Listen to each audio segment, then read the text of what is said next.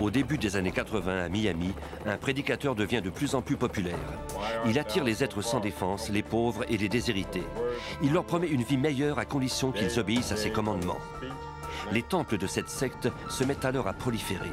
Des milliers de disciples sont séduits par ce prédicateur. Mais quand on se rend compte que ceux qui remettent en question sa doctrine sont assassinés, la police et le FBI doivent intervenir pour faire cesser cette croisade insensée.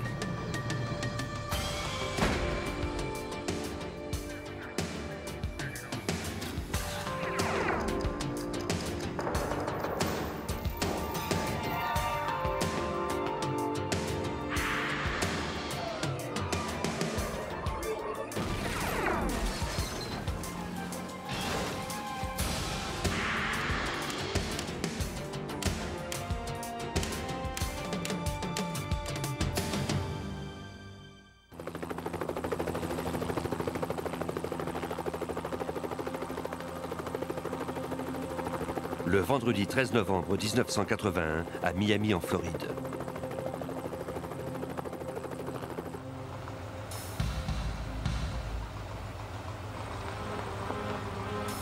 À l'extérieur de la ville, un contremaître effectuait des vérifications sur le chantier de construction où il travaillait.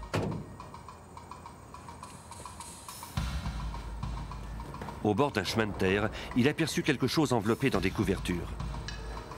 C'était un cadavre.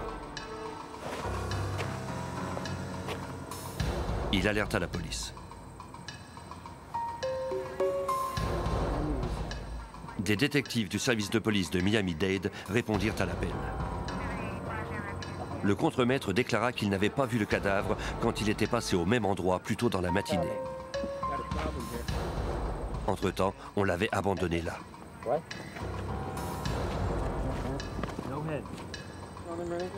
Les détectives examinèrent la dépouille. C'était un homme de race noire. On l'avait décapité. Mis à part un trousseau de clés, il n'y avait aucun portefeuille ni pièce d'identité sur la victime.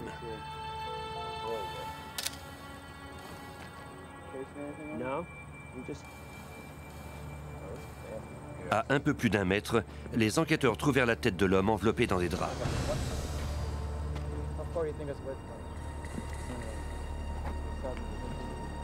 On prit ses empreintes digitales en vue de l'identifier. On retrouve rarement des victimes décapitées. En général, lorsque le meurtrier va jusque-là, c'est qu'il cherche à cacher l'identité de sa victime. Mais selon le détective John King, ce n'était pas le but recherché dans ce cas-ci.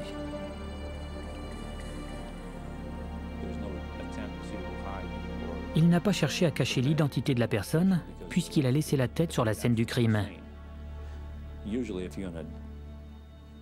Quand on veut brouiller les pistes, on ne laisse pas les mains ni la tête. Il semblait y avoir eu quelque chose de rituel dans la façon dont l'homme avait été tué.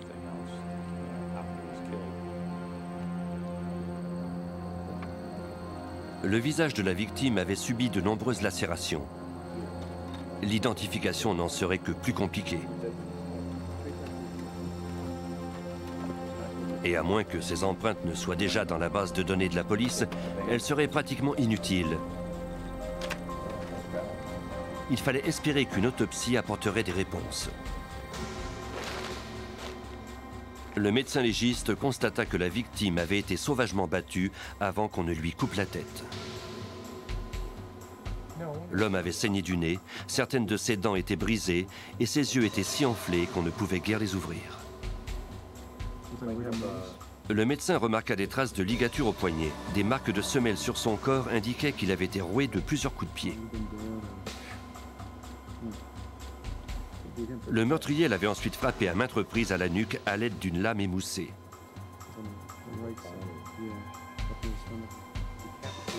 C'était une arme de grande dimension, peut-être la lame d'une machette.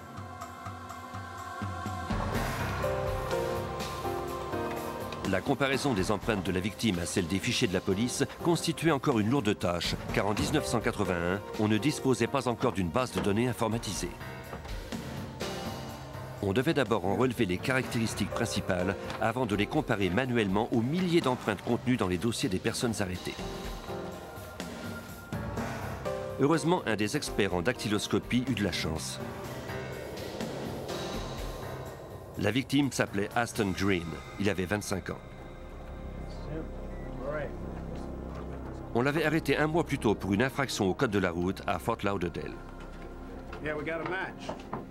Il n'avait aucun antécédent criminel.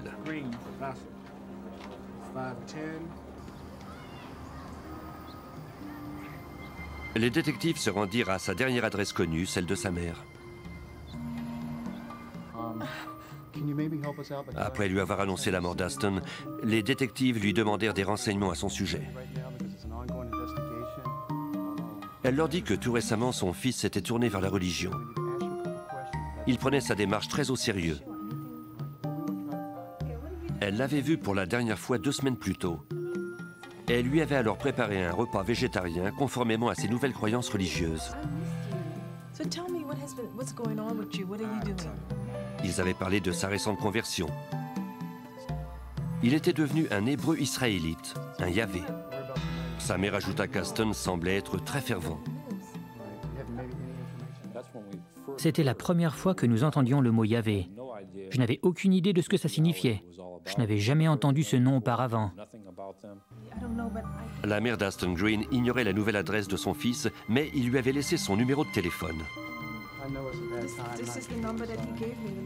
Elle ajouta qu'il ne vivait pas seul, mais elle ignorait le nom de son colocataire.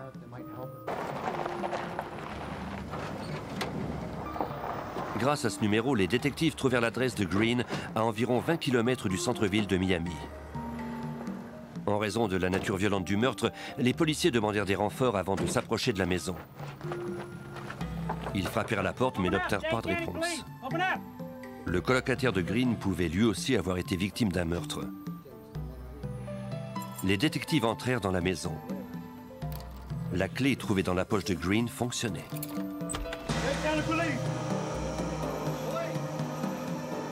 Nous sommes entrés en espérant bien ne pas découvrir d'autres corps à l'intérieur.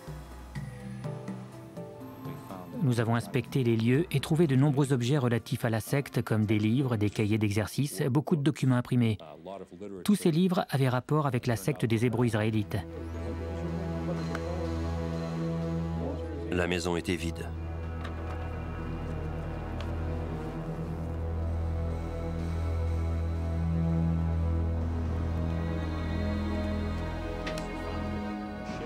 Nous avons aussi trouvé une machette cachée près du canapé. Cette machette était intéressante parce qu'elle pouvait avoir servi à décapiter la victime. À première vue, il n'y avait aucun sang sur la machette. Les enquêteurs poursuivirent leurs recherches. Près de la porte, ils trouvèrent un bout de papier sur lequel était noté un numéro de téléphone. Ce numéro était celui d'une maison à environ 3 km de là. Hi, I'm Detective Christopher. This is Detective King. Can we talk to you for a few minutes? Les détectives se rendirent sur les lieux et interrogèrent un groupe de disciples. I'm sorry to have to inform you, but Parmi eux se trouvait Carlton Carey, le colocataire d'Aston. Tous les membres du groupe avaient connu Aston au temple de Yahvé. Ils déclarèrent que, comme eux, Green avait fini par être déçu de la doctrine sociale très stricte de la secte. À leur avis, c'était trop cher payé que d'adhérer aux croyances du leader de cette secte. Ils portaient des turbans de couleur pour manifester leur désir de quitter la secte. Nous leur avons parlé brièvement. Nous avons obtenu des informations sur la secte et comment elle fonctionnait. Nous leur avons demandé de répondre aux questions du détective affecté aux homicides. Nous voulions qu'ils nous disent ce qu'ils savaient à propos des événements. Plusieurs d'entre eux croyaient que les meurtriers étaient des disciples zélés du temple de Yahvé qui cherchaient à réduire au silence ce qui remettait la doctrine en question. La plupart des personnes interrogées refusèrent d'en dire plus, surtout à la police.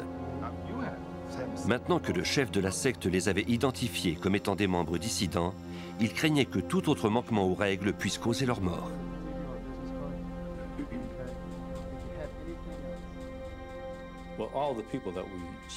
Toutes les personnes à qui nous avons parlé se sentaient en danger.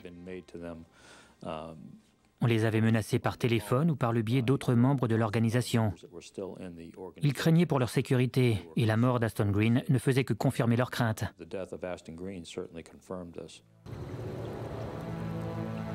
Le lendemain, le colocataire de Green se rendit au poste de police accompagné de sa femme pour parler aux agents. Malgré les menaces, tous deux désiraient collaborer. On interrogea sa femme dans une pièce à part. Pendant ce temps, Carey déclara que Green et lui avaient cessé de fréquenter le temple quand son chef, Yulon Mitchell, avait commencé à se proclamer le vrai Messie.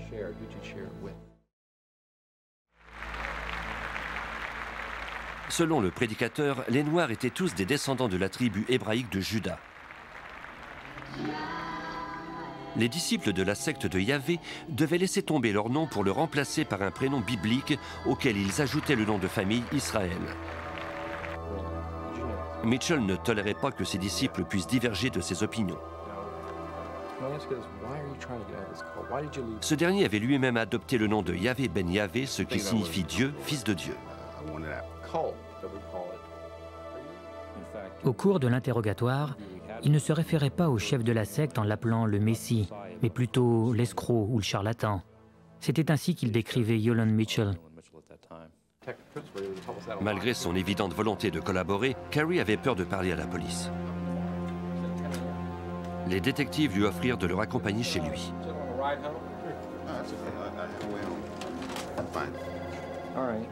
Il déclina leur offre et partit avec sa femme.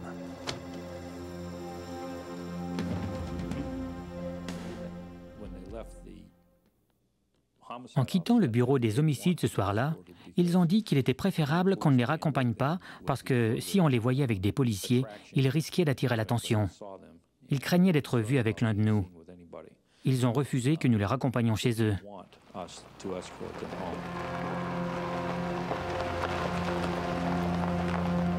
Carey et sa femme rentrèrent à la maison après avoir fait quelques détours pour être sûrs que personne ne les suivait.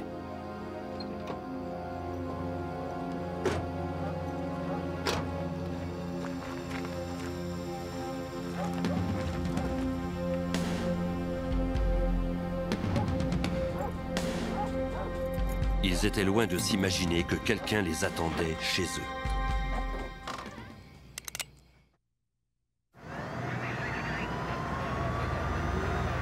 Les policiers enquêtaient sur le meurtre et la décapitation d'un membre dissident d'une secte. Deux personnes qui avaient fourni des informations sur la secte furent pris en embuscade dans leur maison. Carlton Carey fut abattu d'un coup de feu. Sa femme, Mildred Banks, reçut une balle à son tour avant de se faire trancher la gorge. Sa vie ne tenait plus qu'à un fil. Comme l'homme décapité, les Carey faisaient partie de la secte des Hébreux israélites. Sur la scène du crime, les policiers trouvèrent une machette tachée de sang. Le détective John King croyait qu'une arme similaire avait servi à décapiter la première victime. Le fait qu'on ait utilisé une machette pour attaquer Mildred donnait encore plus de poids à la thèse de l'implication de la secte des Hébreux israélites.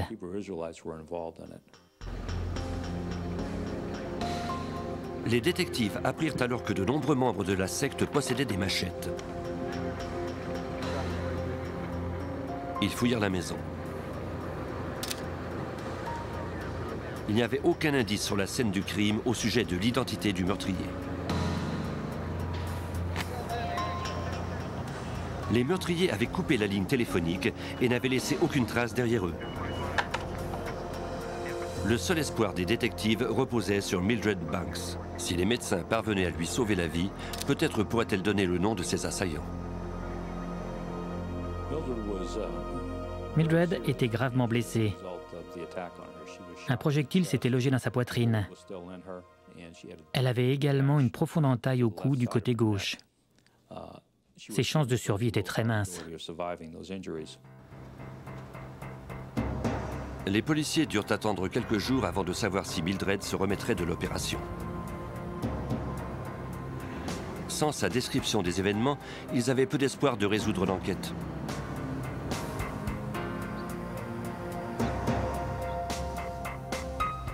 Mildred Banks fut opérée. Les enquêteurs lui rendirent visite à l'hôpital une fois qu'elle eut repris conscience.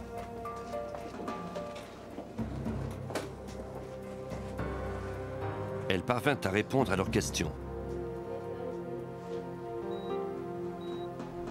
Son mari et elle étaient passés à plusieurs reprises devant leur maison sans s'arrêter pour s'assurer que personne ne les suivait.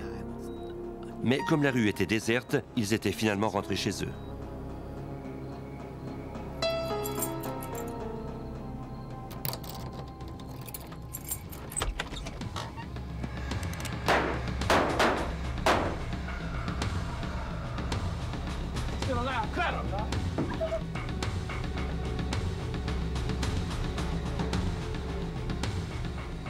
Mildred était persuadée que ses assaillants étaient des Yahvé chargés de les tuer parce qu'elle et son mari avaient parlé à la police plus tôt le même jour. Les assaillants avaient dissimulé leur visage. Nous avions peur qu'ils tentent de l'attaquer à l'hôpital. Nous avons donc posté 2 policiers devant sa porte de chambre. Ils y sont restés 24 heures par jour, 7 jours sur 7 pendant environ 1 mois. Cette attaque a envoyé un message très clair aux dissidents de la secte. Tous ceux qui osaient parler à la police devraient en subir les conséquences. Après l'homicide de Carlton Carey, nous ne sommes pas parvenus à repérer d'autres ex-membres. Ils s'étaient tous volatilisés. Ils avaient peur et ils avaient tout simplement quitté les lieux.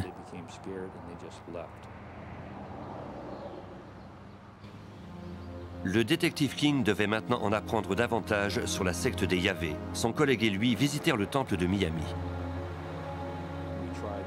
Nous avons interrogé des membres, mais ça ne menait à rien. Chaque fois que nous parlions à l'un d'eux, ils nous répondaient « Yahvé soit loué » ou encore, ils nous demandaient de nous adresser au service d'information du temple. Yulon Mitchell, le chef de la secte, fit dire aux policiers par un porte-parole qu'il ne savait rien des meurtres et qu'il ne pouvait rien faire. Les enquêteurs avaient le sentiment qu'il en savait plus que ce qu'ils prétendaient. Ils firent surveiller la secte. Nos opérations de surveillance consistaient principalement à passer en voiture devant le temple et à noter des numéros de plaque. Malheureusement, il nous était impossible de nous garer devant le temple en raison des gardes postés à la porte d'entrée. Les détectives s'aperçurent bientôt que la secte était beaucoup plus puissante que ce qu'ils s'étaient imaginé. Elle possédait des immeubles, des autobus et autres véhicules dans 13 autres États américains. Selon le chef de la secte lui-même, la valeur de leurs biens s'élevait à près de 50 millions de dollars. En Floride seulement, le nombre total de ses membres s'élevait à 12 000. La plupart des disciples étaient des professionnels qui trimaient dur et qui ne croyaient pas vraiment aux enseignements de Yulon Mitchell. En tout cas, ils n'étaient sûrement pas aussi racistes que lui et ils ne croyaient certainement pas qu'il était le Messie. Ils adhéraient toutefois à la doctrine de la religion à propos du judaïsme et de la religion musulmane.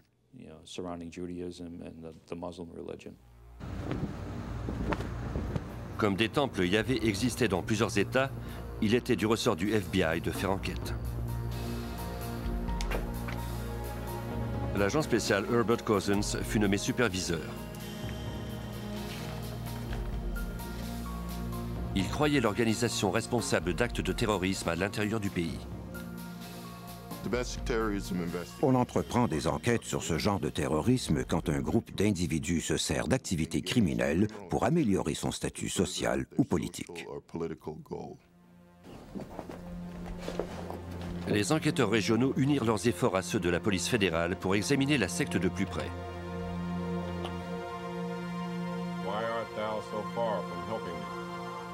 Yulon Mitchell ouvrait les portes de sa secte à des sans-abri, des pauvres et d'anciens escrocs.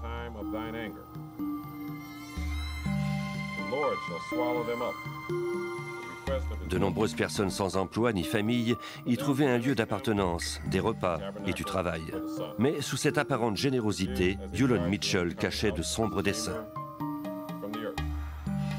Il enseignait à ses disciples que les vrais juifs étaient en fait de race noire et qu'ils étaient investis d'une mission.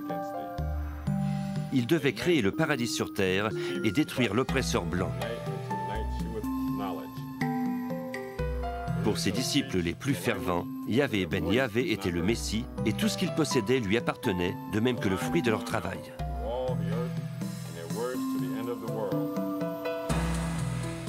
Pour assurer de bons revenus à la secte, les Yahvé fabriquaient et empaquetaient entre autres leur propre ligne de produits capillaires, de toniques, de boissons, de t-shirts et de vins. La marchandise était distribuée dans le réseau de temples partout au pays.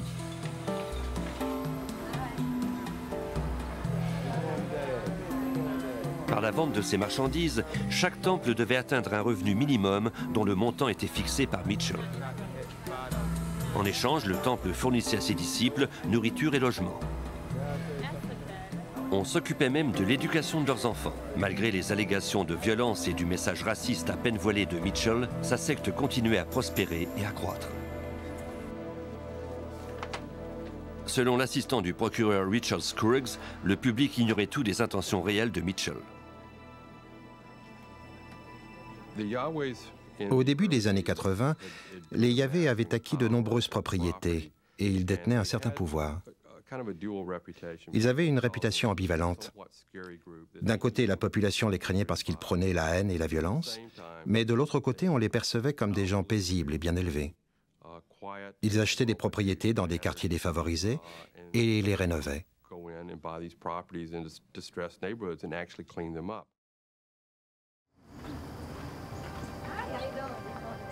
Certains résidents voyaient toutefois d'un mauvais œil leur arrivée dans un quartier. En mai 1986, la population de Delray en Floride les chassa. Vers 2 heures du matin, au cours de la nuit qui suivit, des bombes explosèrent dans le quartier. Un incendie détruisit tout un pâté de maisons et blessa un adulte et 3 enfants, notamment un bébé de 9 mois. Les policiers croyaient les membres de la secte des Yahvé responsables de ces actes criminels. Un des policiers se rappela un incident qui avait eu lieu dans le quartier environ 1 heure avant l'explosion. Alors qu'il patrouillait dans le quartier, il avait aperçu des hommes vêtus de noir près d'une mini-fourgonnette. Il y avait une forte odeur d'essence et les hommes avaient l'air louches. Ils ne semblaient toutefois pas se livrer à des actes illégaux. Ils déclarèrent avoir des ennuis mécaniques. Le policier nota leur numéro de plaque d'immatriculation avant de repartir. Au poste, on découvrit que la mini-fourgonnette était enregistrée au nom d'un membre fondateur du temple Yahvé. Yulon Mitchell nia toute implication dans l'attaque à la bombe. Mais un de ses disciples fut plus coopératif que lui.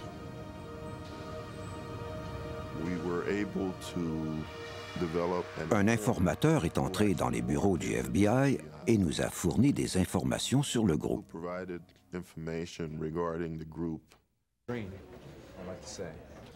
Même s'il n'avait aucune preuve, l'informateur confirma les soupçons des enquêteurs quant à l'implication des hommes de main de Mitchell dans l'attentat à la bombe.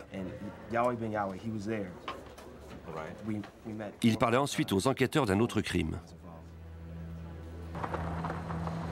Il avait participé à l'assassinat d'Aston Green, l'homme trouvé décapité au bord d'un chemin de terre. Il ajouta que Green était considéré comme une menace pour la secte depuis qu'il avait ouvertement remis l'autorité de Yulon Mitchell en question. Green avait été chassé du temple et battu sauvagement.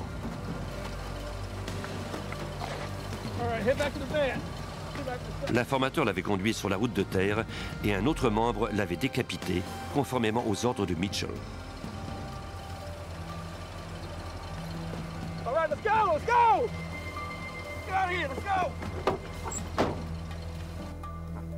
Ces informations, bien que très incriminantes, étaient partielles. Les enquêteurs ne détenaient encore aucune preuve concrète de l'implication de Yulon Mitchell dans le meurtre de Green. Les autorités devraient maintenant créer des liens de confiance avec les anciens membres de la secte pour faire progresser l'enquête.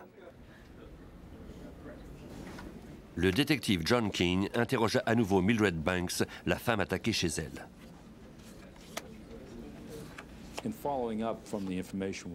Pour donner suite aux renseignements donnés par l'informateur, j'ai contacté Mildred Banks.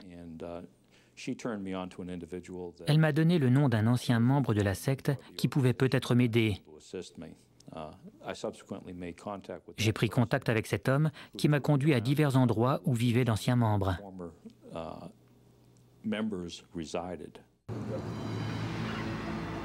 Les enquêteurs poursuivaient leurs recherches pour trouver un témoin assez courageux pour se manifester quand la police de Miami apprit une nouvelle inquiétante. On avait trouvé une personne assassinée dans son auto. Le meurtrier lui avait sectionné les 2 oreilles.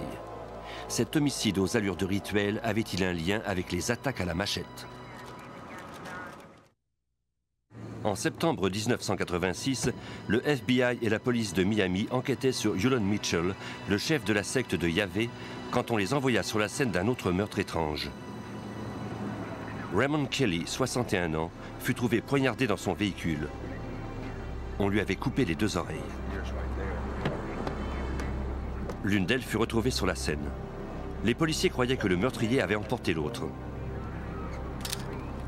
Le lieutenant Rex Remley du service des homicides de Miami et Dade County travaillait sur cette affaire.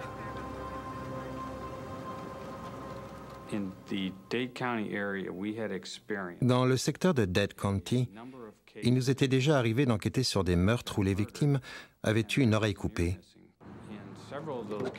Et il nous semblait que c'était toujours le même meurtrier.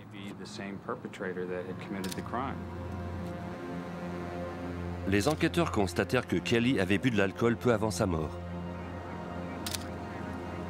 Ils recueillirent de nombreuses empreintes digitales sur sa voiture. Ils apprirent ensuite qu'un élément important avait disparu. Selon l'épouse de la victime, il y avait toujours un pistolet de calibre 38 dans le compartiment à gants. L'arme n'était plus là.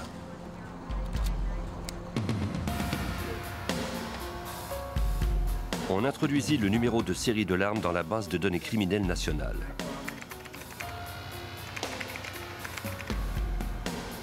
Ainsi, si elle réapparaissait quelque part au pays, les policiers de Miami et de Dade County en seraient avisés. Quelques semaines plus tard, des policiers d'Opa-locka, en banlieue de Miami, répondirent à un appel d'urgence d'un résident d'un immeuble à appartements. Cet immeuble semblait littéralement avoir été assiégé depuis peu par des Yahvé. Les locataires l'avaient surnommé l'immeuble de Dirt Road, c'est-à-dire le chemin de terre. Certains résidents du quartier trouvaient ce HLM hideux. Ils se réjouirent en apprenant que Yulon Mitchell en avait fait l'acquisition. Mais tous n'étaient pas aussi contents. Malheureusement pour les locataires de l'immeuble, les disciples de la secte avaient décidé de les évincer tous, et par la force le plus souvent. Ils entraient chez eux, prenaient tous leurs meubles et leurs biens. Les locataires avaient beau s'objecter, rien ne pouvait arrêter les Yahvé.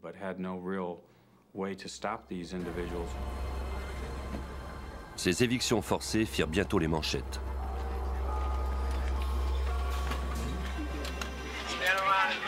Les enquêteurs savaient que Mitchell ne tolérait pas la critique. Des témoins déclarèrent à la police que les tensions n'avaient pas cessé d'augmenter après la tombée de la nuit.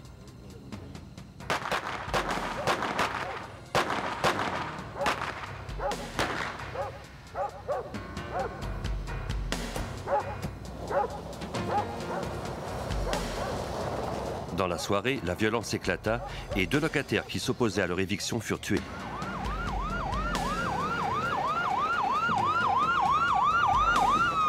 On dépêcha des policiers sur la scène du double homicide.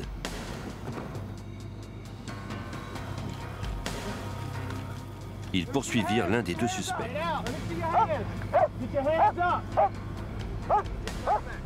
Un maître chien et son animal réussirent à le traquer.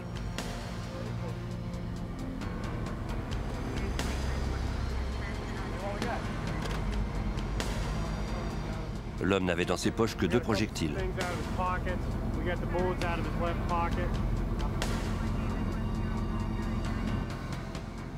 Mais tout près, la police trouva un revolver de calibre 38. Ce n'était pas l'arme du crime. Les policiers comparèrent le numéro de série à ceux de la base de données, mais ne trouvèrent rien.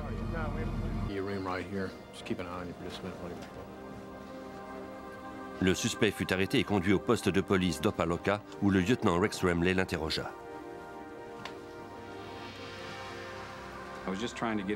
J'essayais d'obtenir quelques renseignements généraux sur lui.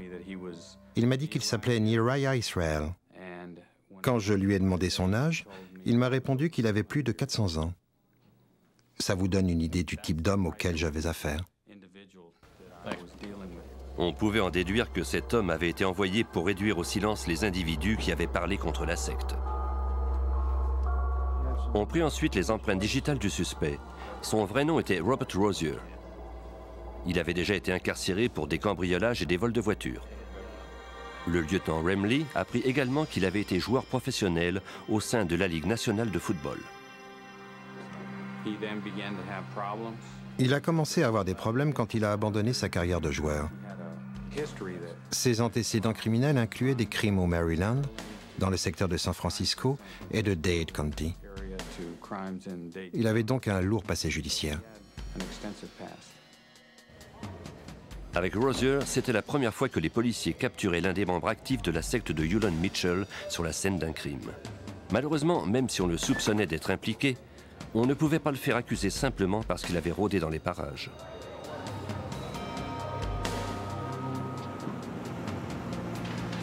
Les policiers de Miami tentèrent de glaner des informations des résidents qui vivaient près de l'immeuble. Bien que la plupart d'entre eux fussent hésitants, ils commencèrent à parler. Nous avons appris que Rozier avait poursuivi Brown à travers champs. Nous avions le sentiment qu'il était présent lors des coups de feu lorsque Brown a été tué et qu'il a ensuite tenté de fuir la scène du crime. Au cours de la matinée, nous l'avons fait accuser du meurtre de Brown. Le lieutenant Remley n'avait pas oublié le pistolet trouvé lors de l'arrestation de Rozier. C'était un revolver de calibre 38, le même type d'arme qui avait disparu de la voiture de Raymond Kelly. Même si les numéros de série ne concordaient pas, le lieutenant sortit le dossier Kelly pour effectuer une dernière vérification. Malheureusement, les policiers qui avaient introduit le numéro de série de l'arme dans l'ordinateur avaient inversé 2 chiffres. En conséquence, nous n'avons pas su immédiatement que c'était l'arme volée de Raymond Kelly.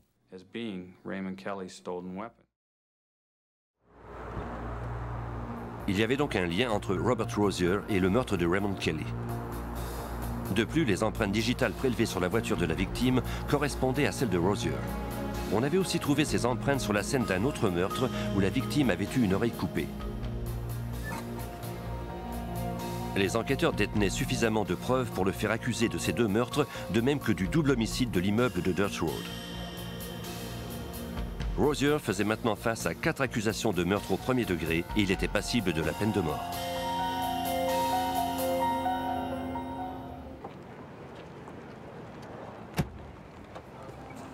La secte et ses disciples devinrent bientôt le sujet du jour. Le chef, Hulon Mitchell, refusait de rencontrer les journalistes. Il se cachait derrière ses disciples qui distribuaient des dépliants dans lesquels il soutenait que Rozier était victime d'un coup monté. Cette mauvaise publicité pouvait détruire tout ce que Mitchell avait bâti au cours des années. Pour se défendre, il fit appel au service d'un avocat aux honoraires faramineux et d'un expert en relations publiques. Mitchell tentait ainsi de créer une nouvelle image à sa secte.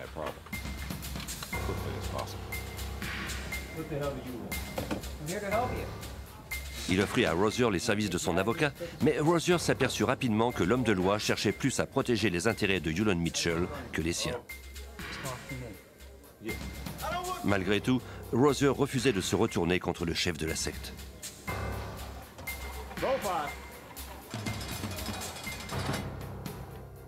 Pendant que les enquêteurs en apprenaient davantage sur Hulon Mitchell et son passé, ce dernier ouvrait les portes de son temple au public. Pour améliorer son image, il encourageait ses disciples les plus fervents à s'impliquer au sein de la population.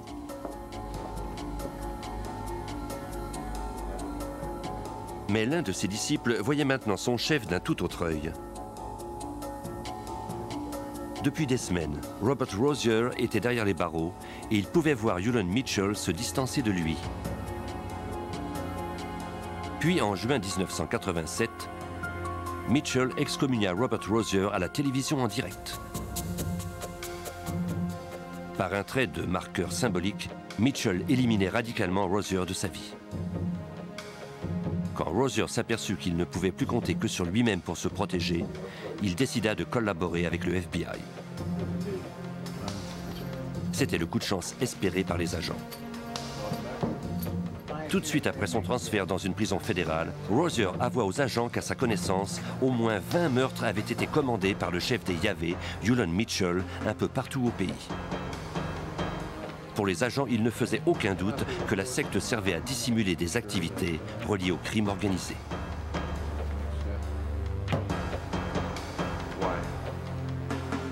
Rozier raconta ensuite pourquoi lui et un autre homme avaient tué Anthony Brown et Rudy Broussard, deux locataires de l'immeuble de Dirt Road.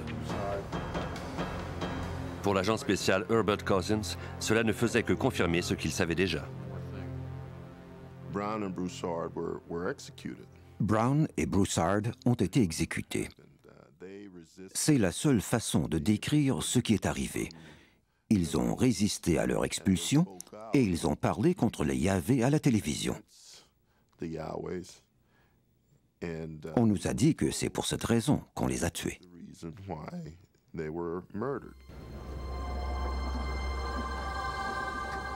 Rozier reconnut ensuite avoir tué Raymond Kelly et l'autre homme à qui il avait coupé une oreille.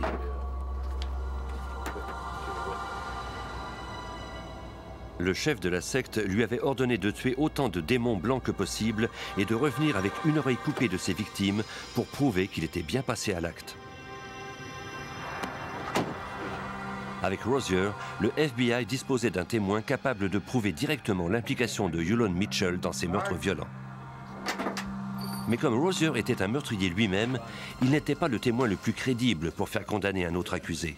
Le procureur Richard Scruggs devait trouver d'autres témoins pour faire accuser celui qui se faisait appeler Yahvé Ben Yahvé. Nous voyons Yahvé devenir de plus en plus puissant et de plus en plus accepté au sein de la population. Tous les enquêteurs et moi-même étions d'avis qu'il fallait arrêter ça au plus vite. Yulon Mitchell devint un personnage public plus grand que nature. Il profitait de la légitimité que lui conférait son argent. Il semblait impossible à arrêter.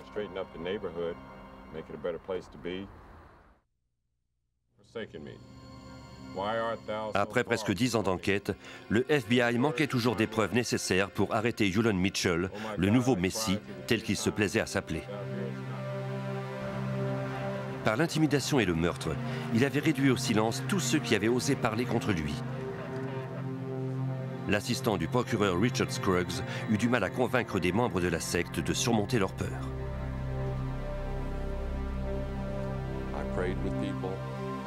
Je priais avec les gens. Je les suppliais de nous aider. Je les courtisais. Je leur disais qu'ils avaient le devoir de parler.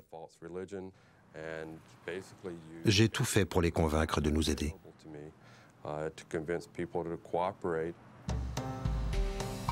Ceux qui eurent le courage d'affronter Yulon Mitchell, l'homme qui se faisait appeler le Fils de Dieu, furent protégés par le FBI.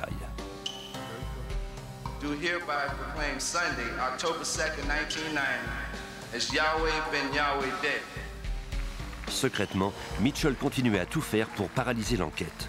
Publiquement, sa crédibilité en tant que Yahvé Ben Yahvé ne faisait que croître.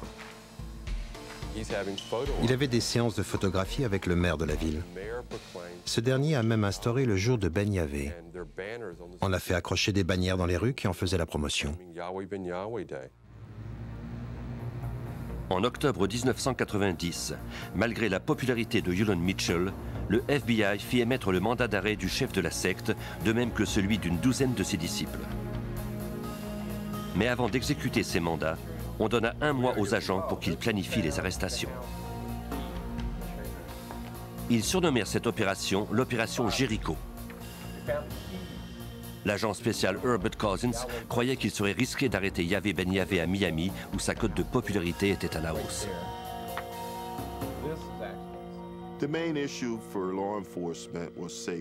Notre principale préoccupation, c'était la sécurité.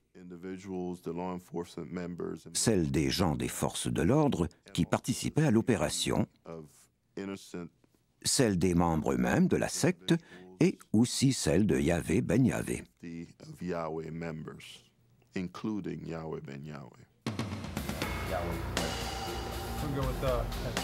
Heureusement, Mitchell et ses comparses avaient décidé d'entreprendre une tournée de plusieurs villes.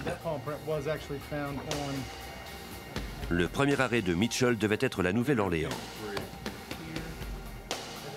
C'est là, à son hôtel, que l'escouade principale devait lui mettre la main au collet.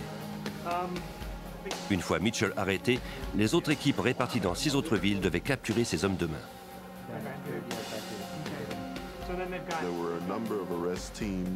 Nous disposions de plusieurs équipes de policiers dans des villes telles qu'Atlanta, la Nouvelle-Orléans, Miami et en Caroline du Nord. On m'a dépêché à la Nouvelle-Orléans pour aider l'équipe là-bas à arrêter Yahvé Ben Yahvé.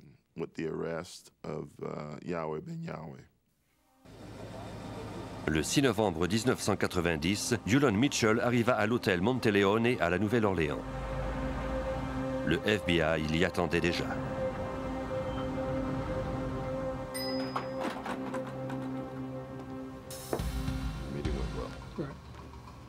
Pour suivre Mitchell à la trace, on avait posté des agents secrets à chaque étage.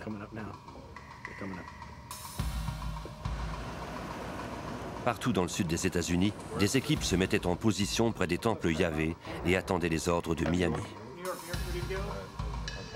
Le succès de l'opération dépendait de la coordination entre toutes les unités et le bureau-chef. Ce dernier était basé à Miami.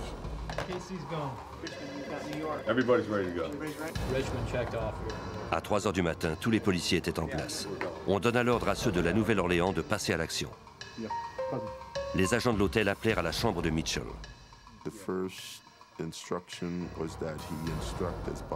Nous lui avons d'abord ordonné de demander à son garde du corps de se rendre aux agents qui l'attendaient au bout du couloir. Ensuite, il devait lui-même sortir, les mains en l'air, et marcher lentement vers le bout du couloir.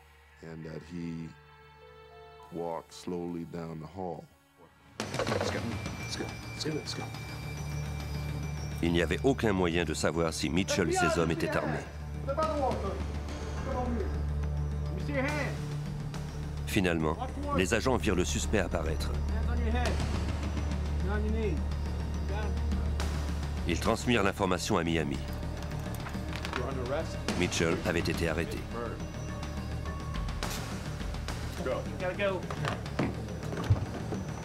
Les autres unités purent alors passer à l'action et arrêter les présumés criminels de la secte.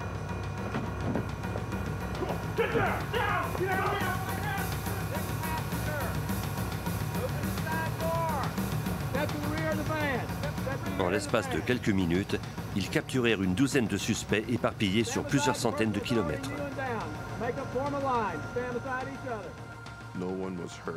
Il n'y a eu aucun blessé. Nous avons réussi notre mission et avons arrêté tous les suspects que nous étions parvenus à identifier au cours de l'opération. Je crois que ça a été un succès complet.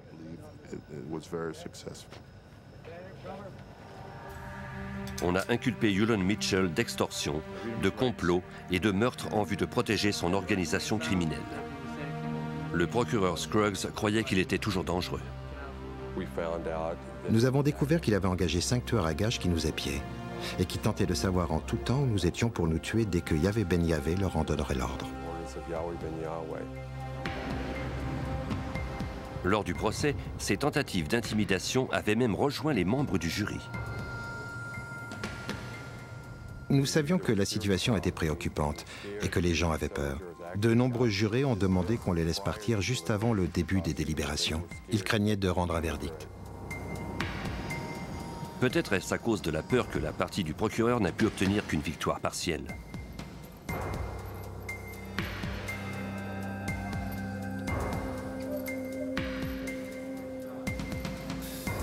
En mai 1992, Yulon Mitchell et 6 de ses disciples les plus violents ont été trouvés coupables de complot. Quant à Mitchell, il n'a écopé que de 18 ans d'emprisonnement dans une prison fédérale à sécurité maximum. Il a toutefois été remis en liberté le 26 septembre 2001. Cette affaire a été difficile pour les enquêteurs.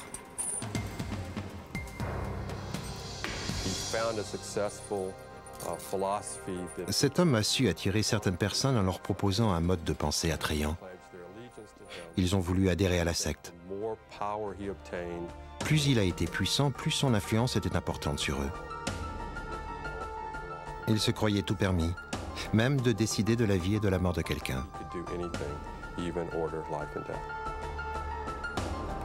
Yulon Mitchell est peut-être en liberté aujourd'hui, mais le FBI le tient à l'œil. Grâce au travail des agents, on a pu discerner la vérité derrière ses paroles séduisantes et mettre un frein à ses desseins meurtriers. Un fourgon blindé disparaît lors d'un arrêt de routine. Ce fourgon, qui transportait près d'1 million de dollars, était pourtant censé être inattaquable. Les agents du FBI et les détectives ignorent si le conducteur est impliqué ou s'il a été piégé. Ils croient que des ex-policiers sont peut-être impliqués dans ce vol audacieux. Grâce à des techniques de pointe et à la détermination des experts, ils retrouveront les voleurs de cette attaque aussi efficace que silencieuse et les contraindront à avouer leur crime.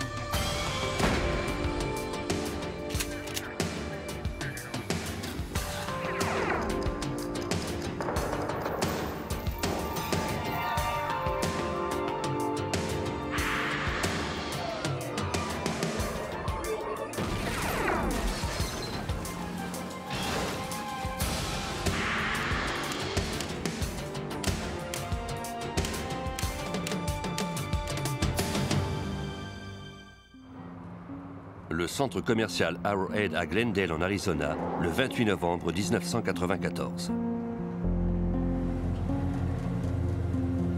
À 13h30, un fourgon se gara devant un grand magasin du centre commercial. Ce véhicule banalisé était en fait un blindé de la Wells Fargo. De nombreuses entreprises préfèrent utiliser de tels véhicules car ils sont moins ciblés par les voleurs.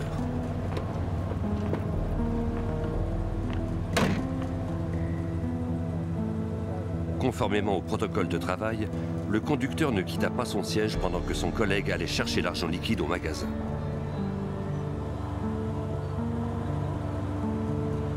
Les portes du blindé ne pouvaient aucunement être ouvertes de l'extérieur.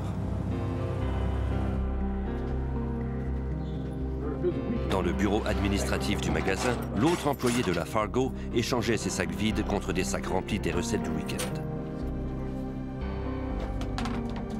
C'était le lundi suivant l'Action de grâce, soit après le week-end le plus rentable de l'année aux États-Unis.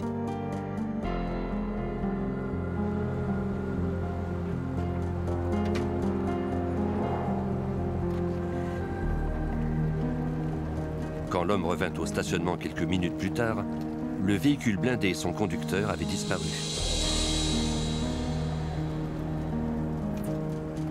Il appela immédiatement la police de Glendale. L'appel fut relayé aux détectives. On dépêcha des voitures sur les lieux et on avisa le FBI. Le bureau du FBI le plus proche était celui de Phoenix, à environ 30 km du centre commercial. Comme l'argent qui se trouvait dans le véhicule blindé était assuré par le gouvernement fédéral, le FBI ouvrit une enquête. Les agents partirent aussitôt pour se rendre sur la scène du crime. Les détectives de Glendale arrivèrent toutefois avant eux. Ils interrogèrent l'employé. Ce dernier leur dit qu'il n'était parti que 4 minutes. En revenant, il s'était aperçu que son collègue John Maggosh et le fourgon avaient disparu. Selon son estimation, il y avait plus d'1 million de dollars à l'intérieur en comptant les coupures, la monnaie et les chèques. Les détectives interrogèrent ensuite d'autres personnes au centre commercial. Personne n'avait vu ni entendu quoi que ce soit d'anormal.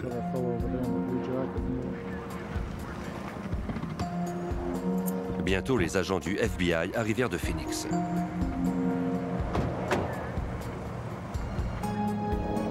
Les techniciens avaient déjà fait la recherche d'indices sur la scène. Là où le véhicule s'était trouvé, il y avait un mégot de cigarette et une paire de lunettes cassées. L'employé déclara que le conducteur fumait. De plus, les lunettes ressemblaient à celles que portait Maggosh pour conduire.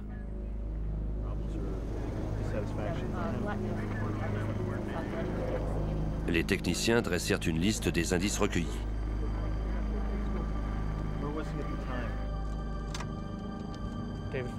Le détective Tom Clayton est enquêteur pour le service de police de Glendale. Quand le fourgon a disparu, la première pensée qui nous est venue à l'esprit, c'était que le conducteur s'était enfui avec l'argent et qu'il allait quitter la ville. Nous avons aussi pensé qu'il avait pu avoir été attaqué. Nous ne savions pas si les lunettes cassées avaient servi à maquiller la scène. Nous avons envisagé toutes les hypothèses possibles. L'agent spécial et superviseur Stephen Chenoweth, aujourd'hui retraité, dirigeait l'enquête pour le FBI. Les enquêteurs organisèrent des recherches pour retrouver le fourgon et son conducteur en se disant que celui qui avait volé le véhicule voudrait l'abandonner rapidement et s'enfuir à bord d'une voiture anonyme.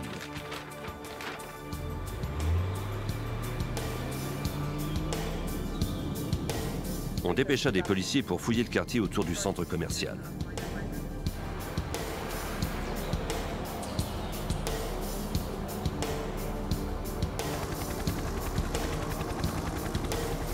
De leur côté, des pilotes du service de la sécurité publique effectuèrent des recherches par hélicoptère.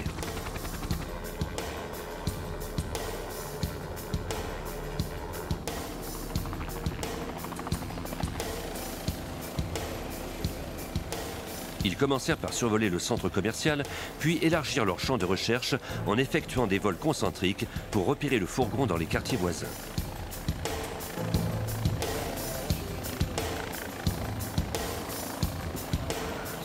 Dès qu'ils voyaient un fourgon blanc, ils avisaient les unités au sol qui s'empressaient d'aller vérifier le véhicule.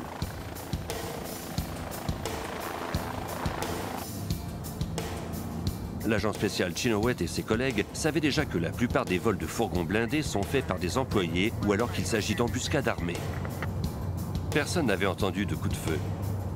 Peut-être le conducteur avait-il décidé de troquer son maigre salaire contre un alléchant butin d'1 million de dollars.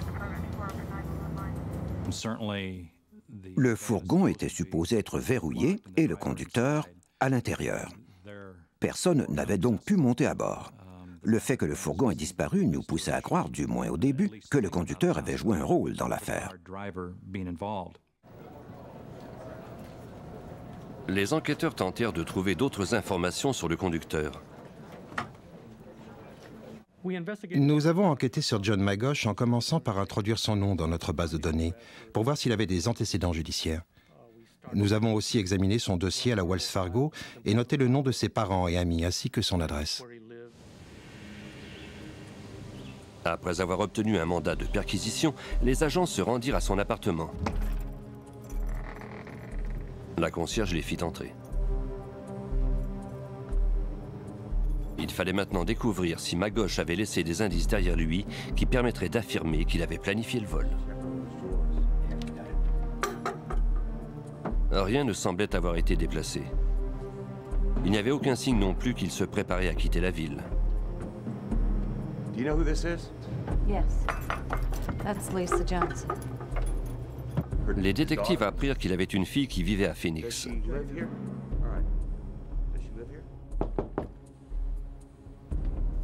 Après avoir obtenu son adresse, ils se rendirent chez elle pour l'interroger. Glendale Police. I'm Detective Myers, Detective Clayton. Can we talk to you for just a moment? Selon la jeune femme, Magosh était un homme honnête et stable. Son travail lui tenait à cœur. C'est aussi ce que d'autres personnes déclarèrent aux enquêteurs. Magosh n'avait aucun antécédent criminel. Les détectives commençaient à croire que ce grand-père de 61 ans n'était pas un suspect, mais bien une victime. John Magosh avait une bonne réputation. Nous avons parlé à sa famille, ses amis, ainsi qu'à ses collègues de travail. C'était un homme qui menait une vie simple. L'argent ne l'intéressait pas plus que ça. En se basant sur son passé, on ne le croyait pas susceptible de commettre ce crime. Une fois Magosh éliminé de la liste des suspects, les enquêteurs se retrouvèrent à la case départ. Ils devaient maintenant faire appel au public pour obtenir de l'aide. Quand on ne dispose pas de témoins, on essaie de faire paraître le plus d'informations possible par des communiqués de presse, des articles dans les journaux, etc. Nous espérons toujours que quelqu'un qui a vu quelque chose les lira. Au cours de l'après-midi, le FBI et la police de Glendale tinrent une conférence de presse. On fit diffuser des photos accompagnées de la description du conducteur disparu et du fourgon. Quiconque avait vu John Maggosh ou le fourgon de la Wells Fargo était invité à entrer en contact avec le FBI. Une récompense de 60 000 $ était offerte en échange de tout indice pouvant mener à l'arrestation des criminels impliqués et à retrouver la somme volée.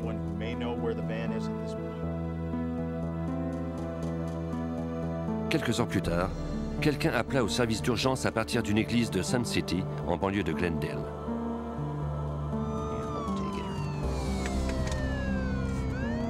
La personne au bout du fil déclara qu'un fourgon était garé dans le stationnement de l'église.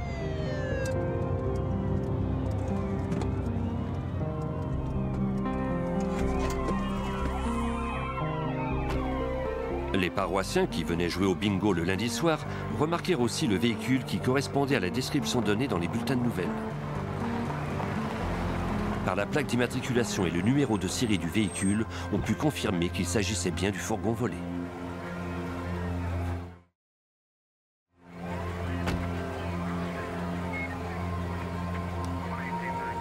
C'est avec prudence que les enquêteurs s'approchèrent du véhicule, ne sachant trop ce qu'il pouvait y avoir à l'intérieur.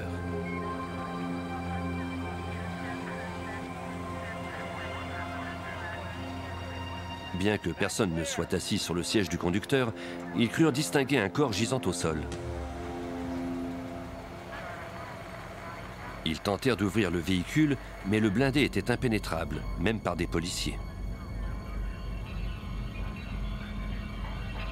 Le moteur tournait encore et le véhicule était verrouillé. Un premier examen nous a permis de voir qu'un corps gisait à l'intérieur.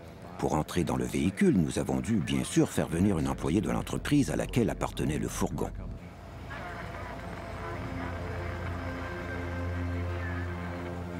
À l'église, personne n'avait vu qui que ce soit descendre du fourgon, ni quitter les lieux à bord d'un autre véhicule.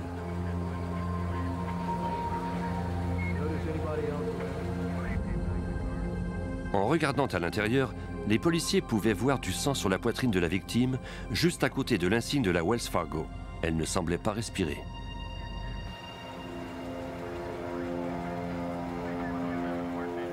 Les autorités croyaient que John Maggosh avait été tué au cours du vol. On ne pouvait voir aucun trou de projectile à l'extérieur du véhicule, ni vitre cassée, ni signe d'entrée par effraction. À l'évidence, ceux qui avaient organisé ce vol savaient ce qu'ils faisaient. Le vol d'un fourgon blindé est complexe et exige beaucoup de planification. Après avoir retrouvé le fourgon, il ne faisait plus aucun doute dans notre esprit que les voleurs avaient très bien planifié le coup et qu'ils n'hésiteraient pas à tuer encore pour mener leurs opérations à terme.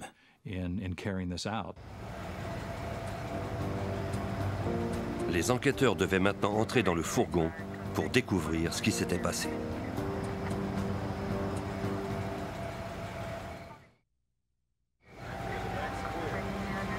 Le 28 novembre 1994, le FBI et le service de police de Glendale enquêtaient sur le vol audacieux d'un fourgon blindé à un centre commercial, puis abandonné dans le stationnement d'une église de Sun City.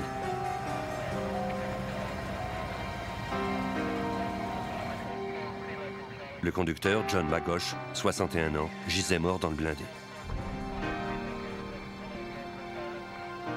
Il avait reçu un projectile à la tête, mais sa mort n'avait pas été instantanée. Les techniciens remarquèrent des gouttelettes de sang près de sa bouche qui semblaient avoir été aspirées, ce qui indiquait qu'il respirait encore après le coup de feu.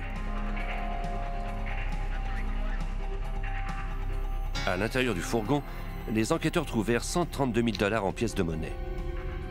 Les billets de banque et les chèques dont la valeur totale était estimée à 920 000 $ avaient disparu.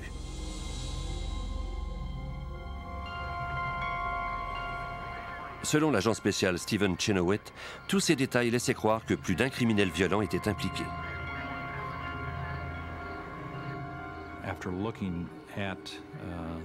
Après avoir examiné le fourgon, nous nous doutions que nous avions affaire à plus d'un individu parce que ce vol aurait été très difficile à réussir par une personne seule. Ils étaient donc deux ou plus.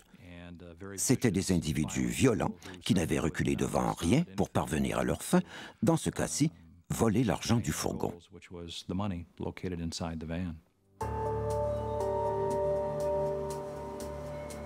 Lors de l'autopsie du conducteur, le médecin légiste recueillit plusieurs fragments de projectiles du côté gauche de son crâne. Les fragments étaient trop petits pour qu'on puisse déterminer la marque de l'arme. Ils semblaient cependant provenir d'un petit calibre, peut-être un 22. Le médecin légiste ne trouva aucune trace de brûlure sur la tête de la victime, ce qui signifiait qu'on ne l'avait pas tué à bout portant.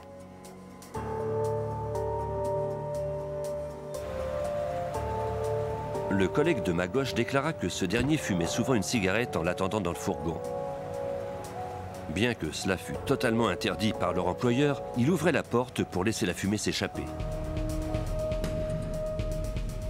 Les meurtriers connaissaient sans doute cette habitude et en avaient profité pour tuer Magloire.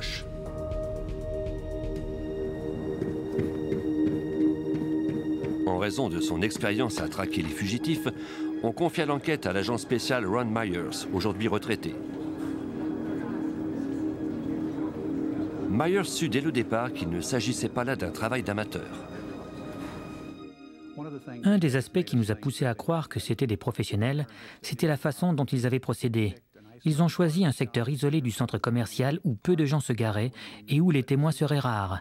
Ils ont roulé dans des quartiers où il y avait peu de circulation pendant la journée et enfin, ils ont choisi le stationnement d'une église qui était vide toute la journée. Sans piste solide, il ne restait plus aux enquêteurs qu'à ratisser les quartiers entre le centre commercial et l'église. Peut-être trouverait-il un témoin.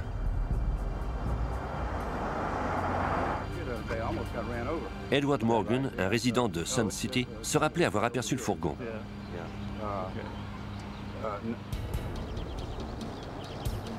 Au cours de l'après-midi du 28 novembre, en revenant du bureau de poste, Morgan avait remarqué le blindé.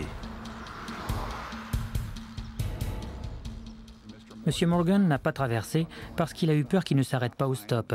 Il craignait de se faire renverser. Il a alors remarqué que le fourgon blanc était suivi par un pick-up rouge. Les deux véhicules ont accéléré à l'intersection et sont partis rapidement. Il a remarqué leur étrange façon de conduire et surtout la façon dont le pick-up rouge semblait suivre le fourgon. Le témoin ne se rappelait pas le numéro de plaque d'immatriculation ni le visage des personnes dans le fourgon. Les enquêteurs, qui cherchaient à tout prix à trouver une piste, demandèrent à Morgan s'il accepterait de se faire hypnotiser. Peut-être cela lui rafraîchirait-il la mémoire. Morgan accepta de suivre les enquêteurs au Texas pour se soumettre à une séance.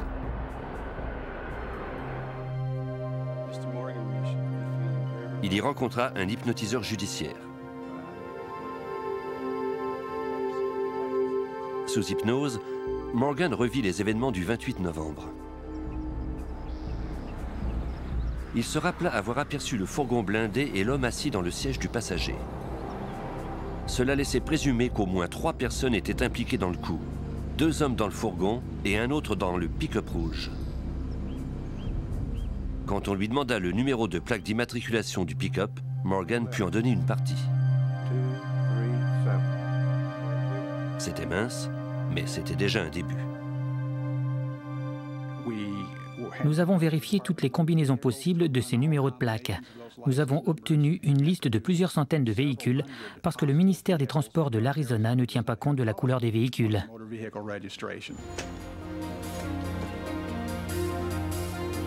Les enquêteurs retracèrent de nombreux propriétaires de pick-up. Ils les interrogèrent un à un, mais sans succès.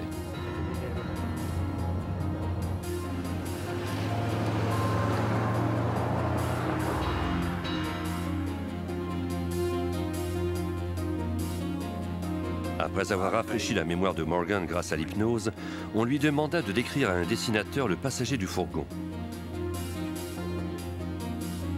Les enquêteurs étaient loin d'être sûrs que les détails fournis par Morgan sous hypnose soient exacts, mais il ne fallait rien négliger.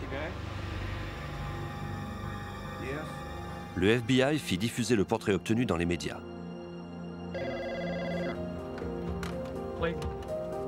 Le 31 décembre, les policiers reçurent un appel.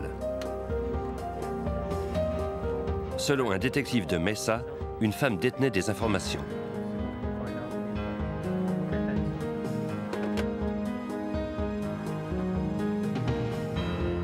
Elle fut convoquée au poste pour y être interrogée. Les enquêteurs commencèrent par lui demander si elle savait quoi que ce soit à propos du vol du blindé à Glendale. Elle déclara qu'elle ne savait rien, mais qu'elle connaissait quelqu'un qui pouvait leur être utile.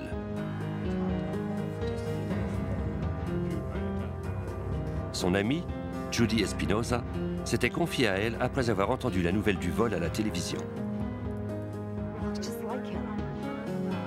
Elle soupçonnait son petit ami d'être impliqué.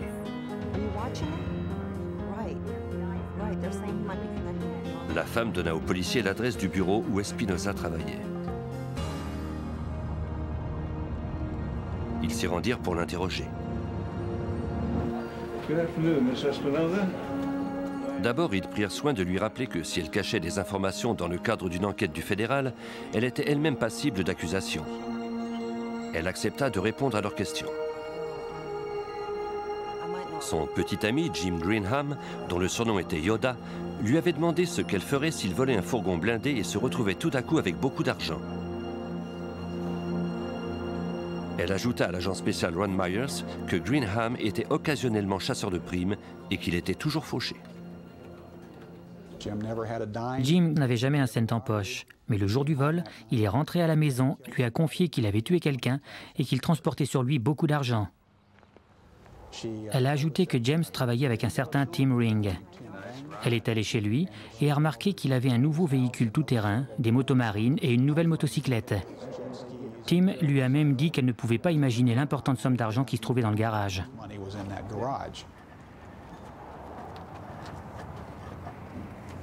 Cette information, bien qu'elle fût intéressante, n'était fondée que sur des oui-dire.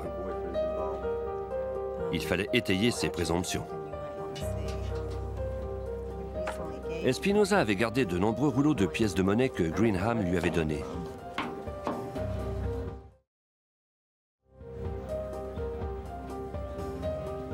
Les emballages étaient les mêmes que ceux qu'utilisaient les marchands qui faisaient affaire avec les employés du fourgon volé.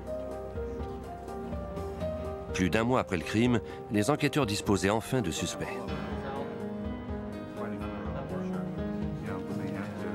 Ils examinèrent leurs antécédents. Ces noms étaient déjà familiers pour l'agent spécial Stephen Chenoweth du FBI. Tim Ring avait déjà été informateur lors d'autres enquêtes. Nous l'avions payé par le passé en échange d'informations. Vous savez, quand on obtient de telles informations, on sait bien qu'on n'a pas affaire à des saints ou à d'honnêtes gens. On sait que ce sont des escrocs, et Ring était l'un d'eux.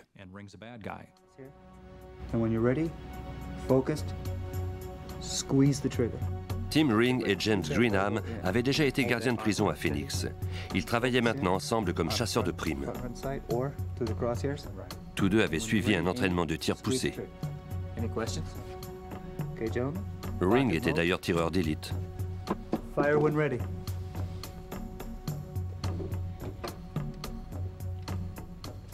Traquer ces chasseurs de primes serait une opération dangereuse. Le fait que ces suspects aient déjà suivi un entraînement policier rendait l'affaire très délicate. D'abord, ils étaient familiers avec les techniques de surveillance. S'ils voulaient découvrir si on les suivait, ils savaient comment s'y prendre. Ils savaient aussi comment réagirait la personne qui les avait pris en filature. Nous devions donc être très prudents lors des opérations. Le FBI et la police de Glendale mirent sur pied une opération de surveillance par voie aérienne et terrestre. Il fallait maintenant découvrir combien les deux complices gagnaient et quelles étaient leurs dépenses. À notre connaissance, tout le temps que nous avons suivi Greenham et Ring, ils ne travaillaient pas.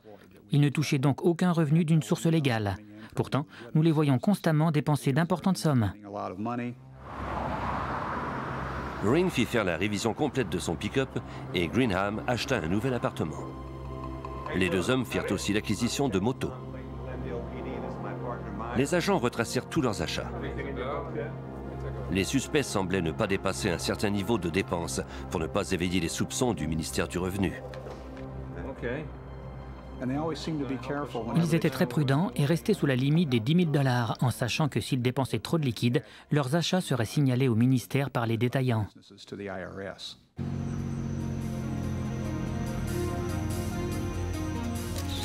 Les enquêteurs épiaient toujours Ring et Greenham et notaient le nom de leur relation. Ils photographièrent tous ces individus. Ils ignoraient cependant toujours l'identité du troisième complice. Le détective Tom Clayton de Glendale espérait que l'opération de surveillance leur permettrait de voir les trois hommes ensemble. Nous les épions quand ils entraient dans des restaurants ou dans des boîtes de danseuses nues. Ils y ont rencontré 2 danseuses qu'ils connaissaient.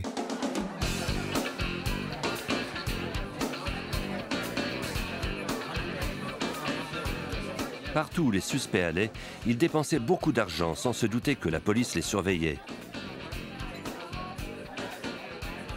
Les preuves indirectes commençaient à s'accumuler contre eux.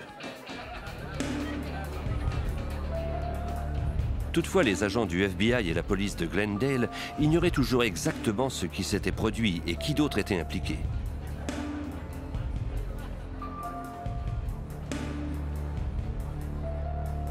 Ils devraient trouver une façon de faire une incursion dans le monde interlope auquel ils appartenaient.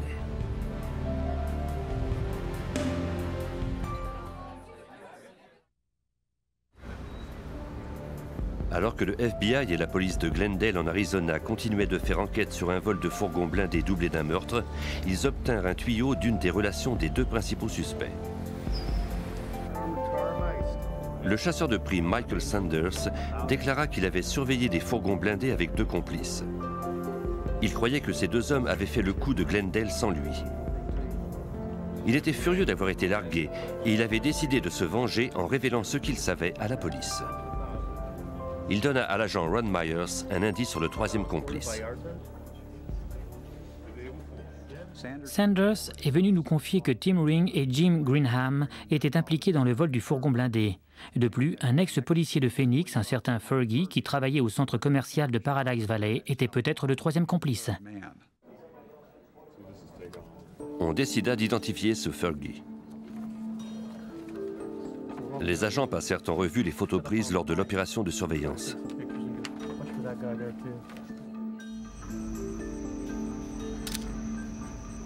Les équipes avaient aperçu Ring et Greenham converser avec un homme portant la barbe qui conduisait une Camaro.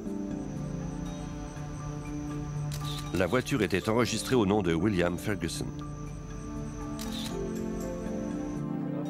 Comme Sanders avait dit que Ferguson était un policier à la retraite, le détective Tom Clayton de Glendale examina les dossiers des employés du service de police de Phoenix. Nous enquêtions sur le passé de William Ferguson quand nous avons découvert qu'il avait quitté à 20 ans le service de police de Phoenix et que ce départ avait été précipité à la suite de problèmes disciplinaires. Les enquêteurs firent surveiller Ferguson. Ils s'aperçurent rapidement qu'il rencontrait souvent les 2 autres suspects et que, comme eux, il dépensait beaucoup d'argent. Les agents croyaient maintenant avoir identifié les 3 hommes responsables du vol et du meurtre. L'enquête était délicate à cause de la formation policière des 3 suspects. Ces derniers savaient comment dissimuler les preuves. De plus, ils avaient reçu un entraînement de tir, ce qui les rendait extrêmement dangereux pour les policiers qui les surveillaient.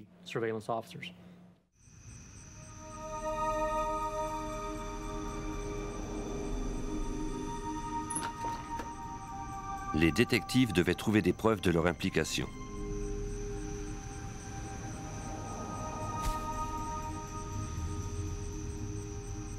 Au cours de la surveillance, ils s'emparèrent à l'insu des 3 hommes de leur sac à ordures.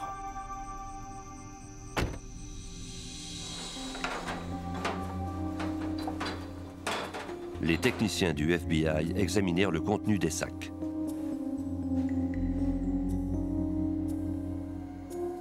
Parmi les détritus de Ring se trouvaient plusieurs fiches. On y avait indiqué le parcours de quelques fourgons blindés. L'analyse confirma qu'il s'agissait bien de l'écriture de Ring. Mais ce n'était pas encore suffisant pour les enquêteurs. Ils souhaitaient enregistrer les suspects pendant qu'ils discutaient du crime. Les 3 hommes avaient un double de la clé de l'appartement de Jim Greenham. L'agent spécial Stephen Chenoweth croyait que c'était leur quartier général. Tim Ring était marié. Il avait aussi des enfants. Il était peu vraisemblable qu'il puisse discuter du vol du fourgon chez lui. Mais nous avions le sentiment qu'il en parlait quand il était chez Greenham. Cela nous a poussés à aller de l'avant et à installer du matériel d'écoute dans l'appartement de Greenham.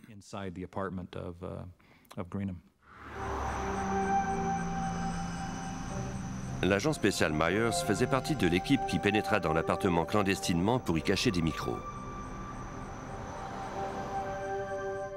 Quand nous sommes entrés, l'alarme s'est mise à sonner. Nous avons alors refermé la porte et nous sommes partis. Nous avons dû y retourner plus tard, cette fois accompagnés d'un expert en système d'alarme.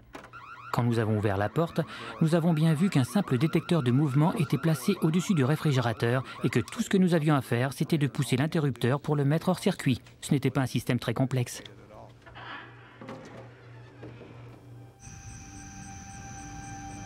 Pendant que l'équipe travaillait dans l'appartement de Greenham, le détective qui surveillait Tim Ring le vit sortir de chez lui.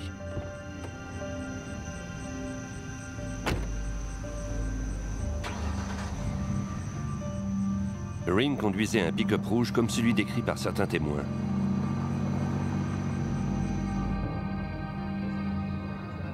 Le détective le prit en filature. Après quelques coins de rue, il comprit avec effroi à quel endroit le suspect se rendait.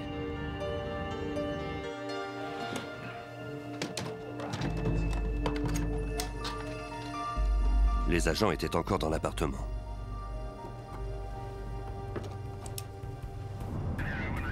Tim Ring semblait toujours se diriger dans cette direction. Il lui arrivait souvent d'aller chez Greenham, même quand son ami n'y était pas. L'opération secrète des agents était en péril.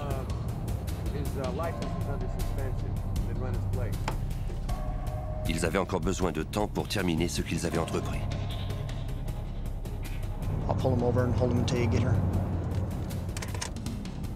Le détective appela le service de police pour qu'un patrouilleur l'arrête pour excès de vitesse. Il fallait le retarder à tout prix.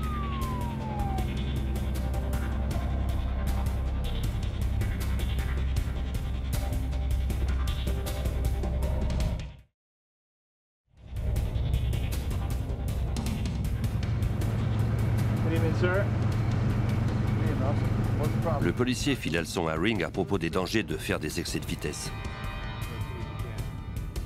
Pendant ce temps, l'équipe terminait son travail à l'appartement. Let's go, gang. They're on their way over. Okay, put everything away. Let's get this thing back. Ils terminèrent juste avant l'arrivée de Ring.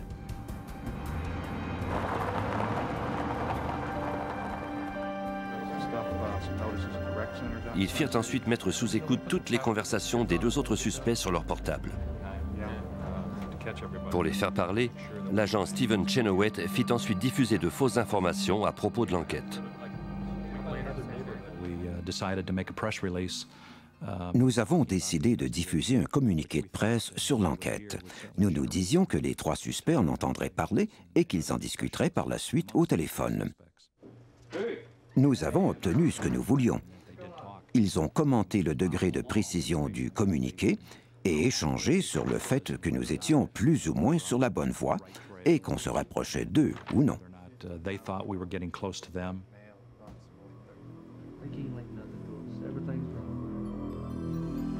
Les enquêteurs écoutaient toutes les conversations des suspects.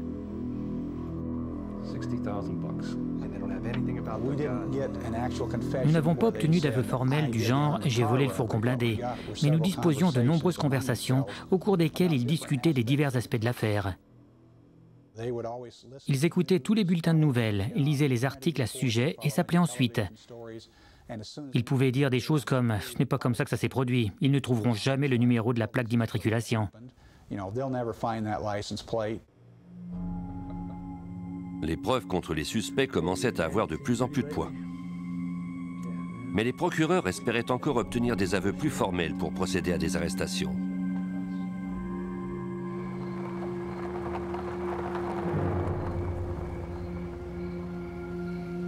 Une fois de plus, ils provoquèrent les suspects.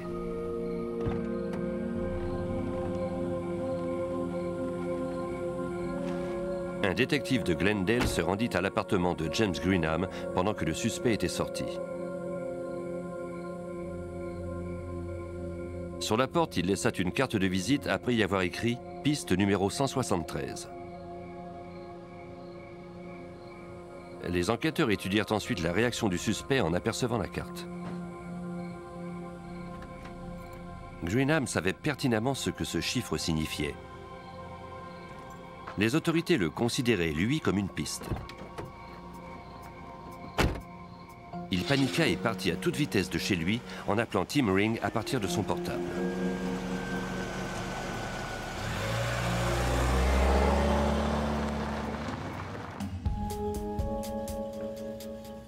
Pendant ce temps, des agents le surveillaient du haut des airs et écoutaient la conversation. Tim, man, listen. Greenham se rendit jusque dans le désert avant d'arrêter son véhicule.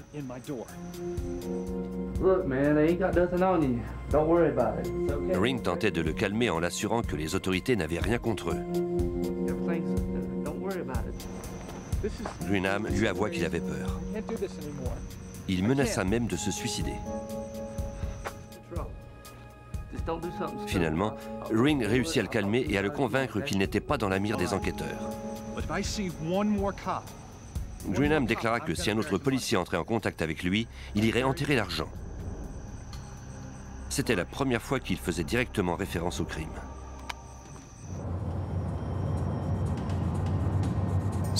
Les enquêteurs croyaient avoir maintenant assez de preuves.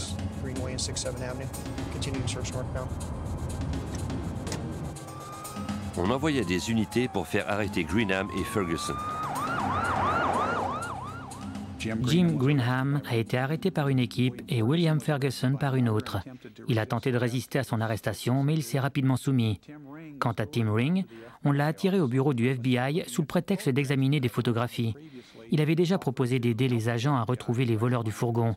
Je crois que c'était sa façon de tenter de découvrir ce que nous savions.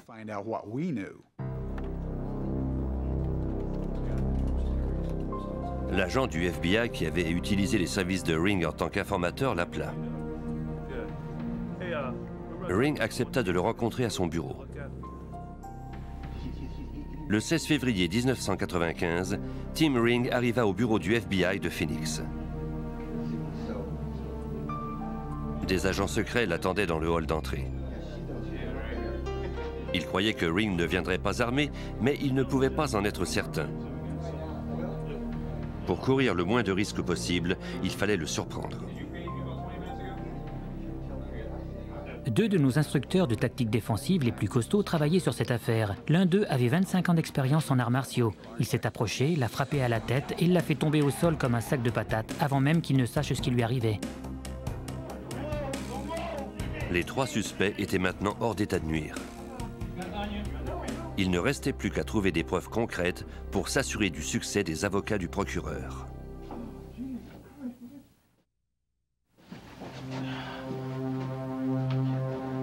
Le 16 février 1995, après avoir arrêté 3 hommes à la suite du vol d'un fourgon blindé et d'un meurtre, les agents du FBI, aidés des détectives de Glendale en Arizona, fouillèrent les lieux de résidence des suspects.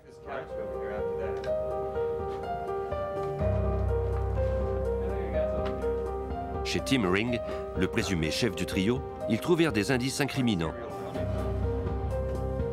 notamment un bout de papier sur lequel se trouvaient les initiales F, Y et T. Sous chaque initiale se trouvait une série de chiffres. Le total de ces chiffres correspondait au montant volé dans le fourgon blindé. Les agents croient que F signifiait Fergie, Y, Greenham, dont le surnom était Yoda, était Tim. Il s'agissait de l'aide-mémoire dont il s'était servi pour se partager le butin.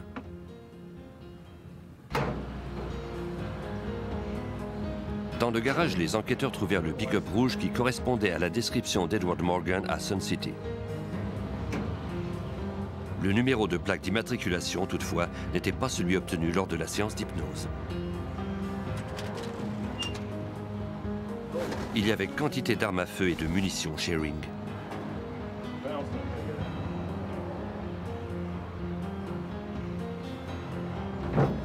Dans un grand sac de toile, les policiers trouvèrent 270 000 $ en argent liquide.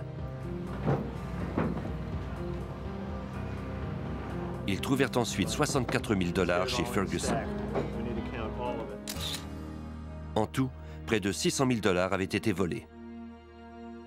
En tenant compte des dépenses des suspects, les enquêteurs calculèrent qu'il ne manquait qu'environ 100 000 $.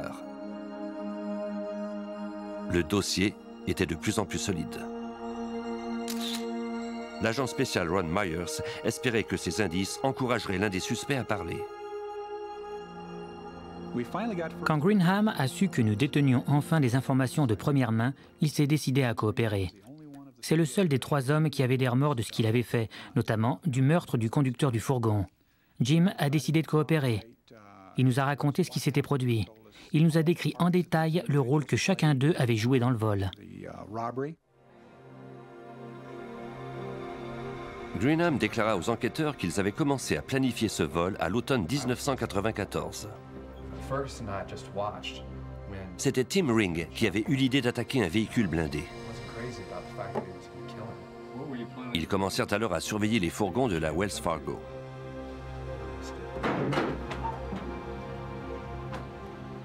Ils suivaient les véhicules et prenaient note de leur trajet. Ils se concentrèrent bientôt sur le fourgon que conduisait John Magosh et le suivirent pendant plusieurs jours. En surveillant ce véhicule blindé en particulier, ils se sont aperçus que chaque fois qu'il s'arrêtait, le conducteur ouvrait la porte d'environ 15 cm pour laisser s'échapper la fumée de sa cigarette. De plus, à plusieurs reprises, ils ont remarqué que lorsqu'il s'arrêtait à ce centre commercial, il se garait toujours exactement au même endroit.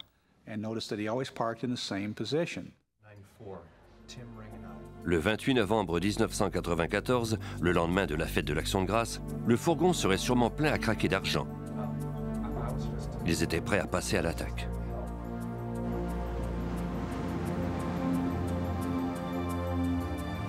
Sans se faire remarquer, Jim Greenham et William Ferguson attendirent près du magasin.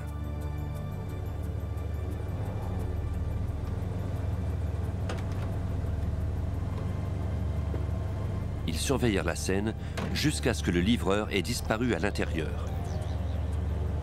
Comme si tout avait été réglé comme une horloge, Magosh ouvrit la porte pour fumer. Tim Ring était garé à 15 mètres du fourgon. Il y avait une fausse plaque d'immatriculation sur son pick-up. Ce tireur d'élite avait équipé son fusil de calibre 22 d'un silencieux. Personne n'entendrait le coup de feu. Il visa le conducteur et ne tira qu'un seul coup. Le projectile fit tomber les lunettes de Magosh par terre. Une fois l'homme abattu, le fourgon était facile à voler. Personne ne vit les véhicules partir en vitesse.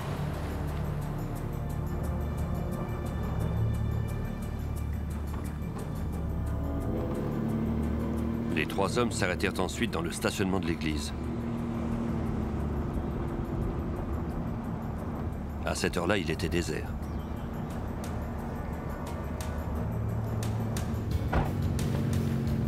Ils mirent l'argent liquide et les chèques dans le pick-up.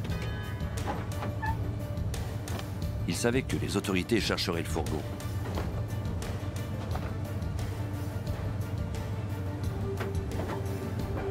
Ils laissèrent derrière eux les pièces de monnaie et détruisirent les chèques et tout ce qui pouvait mener jusqu'à eux, comme nous le raconte Tom Clayton.